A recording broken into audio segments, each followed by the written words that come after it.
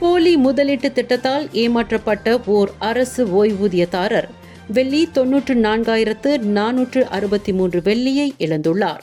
August 14ஆம் தேதியன்று 59 வயதான அந்த நபர் டெலிகிராம் செயலியில் ஒரு முதலீட்டு விளம்பரத்தை பார்த்ததாக கொலத்திரங்கானு மாவட்ட காவல்துறை தலைவர் ACP அஸ்லி முகமது நோர் தெரிவித்தார்.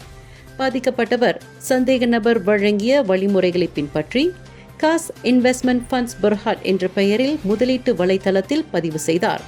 ஆரம்ப முதலீடாக 200 வெள்ளியை செலுத்திய பின் அவரது கணக்கில் லாபம் அதிகரிப்பதை பார்த்து இன்னும் அதிக லாபம் கிடைக்கும் என்ற நம்பிக்கையில் ஆகஸ்ட் 14 முதல் 17 வரை 6 வெவ்வேறு கணக்குகளில் மொத்தம் ரிங்கெட் மலேசியா 94,263 வெள்ளியை கூடுதல் முதலீடுகளை செய்தார்.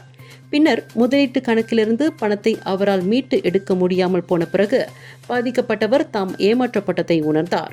தனது ஓய்வூதியமான வெள்ளி 94,463 வெள்ளியை இழந்த பின்னர் அவர் ஆகஸ்ட் 18 அன்று இரவு 8:17 மணிக்கு காவல்துறையில் புகார் அளித்தார். இந்த வழக்கு தண்டனை சட்டப்பிரிவு 420 கீழ் விசாரிக்கப்படுகிறது என்று அஸ்லி மேலும் தெரிவித்துள்ளார். இந்தியர்களின் இதய குரல் மக்களோசை.